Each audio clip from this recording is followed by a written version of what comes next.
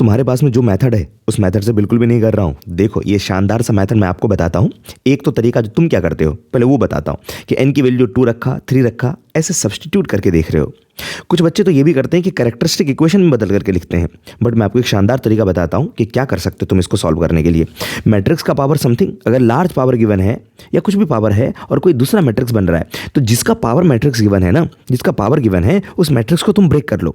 दो मैट्रिक्स में है ना 1 2 a 0 1। देखो वो कैसे ब्रेक करेंगे तो 0 1 4 0 0 1। अब तुम सोचो इसको दो मैट्रिक्स के समेशन में, तो पहला मैट्रिक्स तुम आइडेंटिटी मैट्रिक्स लिखो, आइडेंटिटी मैट्रिक्स लिखो, आइडेंटिटी मैट्रिक्स लिखो। अब तुम सोचो इसमें क्या ऐड कर लें कि ये बन जाए। तो यहाँ तो मुझे 0 लिखना पड़ेगा, यहाँ पे 2 और यहाँ पर लिखा a and here is 0 and यहाँ पर भी 0। इस जगह पर क्या लिखना पड़ेगा 4, यहाँ 0 यहाँ 0, यहाँ पे 1 हो चुका है, यहाँ पर भी 0 रखना पड़ेगा। इन दोनों का समेशन ये है।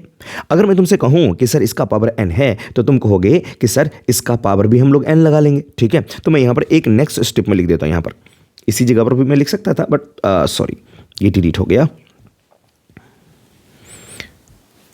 तो मैं अगले स्टेप में क्या कर रहा हूँ कि इस चीज़ को समझाने के लिए मैंने इस तरह से लिख दिया। मैंने कहा इसका पावर अगर n तुम्हारे पास में n गिवन है तो इसका भी पावर क्या गिवन होगा, n गिवन होगा। तो बच्चों ये वाला मैट्रिक्स कौन है, दिस इज I। मान लो ये वाला मैट्रिक्स आपका क्या है, मान लो आपका A मैट्रिक्स है। क्या मैट्रिक्स है सर, A मैट्रिक्स है। तो बच्चों ये बन गया I प्लस A का पावर n।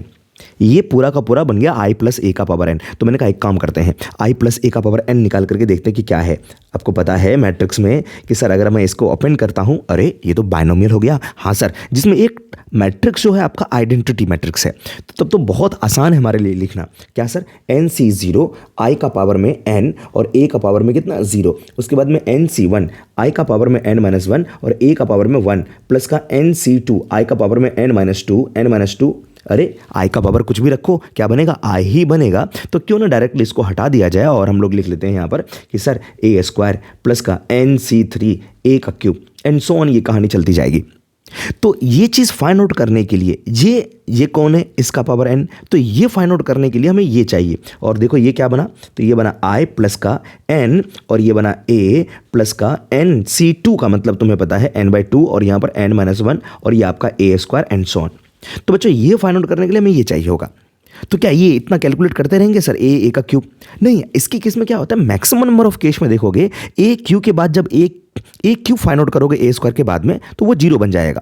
तो आओ जरा थोड़ा देखते हैं कि A² हमारा क्या बनेगा। A तो पता है ही हमें, यहाँ तक की चीज़ हमें मालूम है, A² फाइंड आउट करते हैं। तो बच्चों हमारे पास में मैट्रिक्स जो दिया है 0 2 a 0 0 4 0 0 0 और यहाँ पर इसे मल्टीप्लाई करते हैं 0 2 a 0 0 4 0 0 0 के साथ में। तो ये बना हमारे पास में A²। देखो क्या बनेगा, तुम देखो तो क्या है, दोनों मैट्रिक्स में ये डायगोनल एलिमेंट 0 है, डायगोनल एलिमेंट 0 है और इसके नीचे सारे 0 हैं। इसका मतलब ये है कि दोनों का अगर मैं प्रोडक्ट करूंगा तो इनका भी डायगोनल 0 होगा और इसके डायगोनल के नीचे जो भी एलिमेंट्स हैं सारे के सारे 0 होंगे। अब हमें क्या चाहिए, हमें तो कुछ ही एलिमेंट लिखने हैं, यहाँ का एलिमेंट चाहिए। तो ये कौन सा एलिमेंट है, फर्स्ट रो A12 वाला एलिमेंट है। तो फर्स्ट रो को सेकंड कॉलम से मल्टीप्लाई करते हैं। तो फर्स्ट रो को सेकंड कॉलम से, फर्स्ट रो को सेकंड कॉलम से, आप देखो 0 बना और 0 बन गया। तो ये भी हो गया हमारे पास में 0। नेक्स्ट में अब इस वाले एलिमेंट के लिए तो फर्स्ट रो को थर्ड कॉलम से मल्टीप्लाई करते हैं। तो इसको अगर मैं इसके साथ मल्टीप्लाई करूं तो ये तुम्हारा दिख रहा है 0 और 8 और यहाँ पर तुम्हें 8 दिख जाएगा। और यहाँ वाला एलिमेंट तो सर A23 है, सेकेंड रो को थर्ड कॉलम से मल्टीप्लाई करो। तो सेकेंड रो को थर्ड कॉलम से मल्टीप्लाई करो तो ये बना 0 0 0। तो बच्चों ये पूरा का पूरा क्या बन गया, 0 बन गया। तो now we have A² is this. Next में बच्चों अगर तुम A का क्यूब फाइंड आउट करोगे, देखो क्या बन गया, A का cube equals to A² into A लिख सकते हो। तो A² वाली चीज़ तो तुम्हारे पास में क्या आ गई कि सर 0 0 8 और बाकी सारे एलिमेंट हमारे पास में क्या है, 0 है। और तुम यहाँ पर A लिखो तो A होगा 0 2 a 0 0 4 और 0 0 0। तो देखो ये पूरा का पूरा तुम्हें 0 मैट्रिक्स बना देगा। 0 मैट्रिक्स बन रहा है दोनों को मल्टीप्लाई करने पर। सोच लो 0 मैट्रिक्स हो गया। इसका मतलब A का क्यूब 0 हो गया। इट मीन्स बच्चों जो हम लोग I प्लस A का पावर n लिख रहे थे वो सिर्फ बचा I plus n times of A। This is n times of A। उसके बाद में n/2 n-1 और आपका A², बाकी सब तो 0 हो गया। ठीक है, आओ इसको पुट कर देते हैं। I जो मैट्रिक्स हमारे पास में है वो आइडेंटिटी मैट्रिक्स, दिस इज 1 0 0 0 1 0 0 0 1 और अगला जो बना NA तो n से मल्टीप्लाई कर देते हैं a में, यानी कि a के सारे एलिमेंट में n से मल्टीप्लाई कर देते हैं। तो बच्चों a वाला मैट्रिक्स तुम्हारे पास में ये है, n से मल्टीप्लाई कर दिया 0 2n an और यहाँ पर 0 0 4n 0 0 0 और दूसरा जो है n/2, देखो यहाँ पर n/2 और यहाँ पर n-1 और a स्क्वायर वाला मैट्रिक्स जो तुम्हारे पास में मिला था, where is a square matrix, this is 0 0 8 0 0 0 0 0 0। अब क्या करें सर, इसको कंपेयर कर लेते हैं। इस साइड में क्या दिया था बताओ जरा, इस साइड का जो मैट्रिक्स तुम्हें दे रखा था वो था 118, यही था हमारा 118 1728, उसके बाद में 0 1 36 0 0 1। इसके साथ में कंपेयर करते हैं। देखो बच्चों, अगर मैं कंपेयर करना चाहता हूँ n और a फाइंड आउट करना चाहता हूँ, तो देखो जरा यहाँ पर n कहाँ से मिलेगा, जब इन दोनों को हम ऐड करेंगे, इन दोनों को ऐड करेंगे, देख लो थोड़ा अगर तुम देखना चाहो तो ये बना 1 1 1, ये 0 0 0, यहाँ का एलिमेंट क्या बना इधर पे 2n है ना, ये क्या बना 2n और यहाँ पर क्या बना आपका 4n।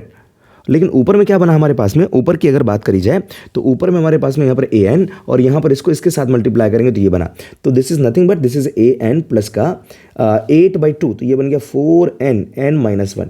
बस समझ में, ये वाला एलिमेंट मिला, लास्ट वाला जो कॉलम का एलिमेंट, ठीक है। अब इसको इसके साथ कंपेयर कर लेते हैं। तो बच्चों अगर तुम कंपेयर करोगे इसके साथ में तो क्या होगा, देखो जरा 2n इज इक्वल्स टू 18, तो बच्चों n की वैल्यू हमारे पास में कितनी आ गई 9। उसके बाद में na प्लस का 4 times of n n-1, this is equals to 17 का 28। तो यहाँ से n की वैल्यू पुट कर दो, this will be 9a plus का 9 पुट कर दिया तुमने, तो ये हो गया 36 इंटू और यहाँ पर बन गया 8 इज इक्वल्स टू 1728।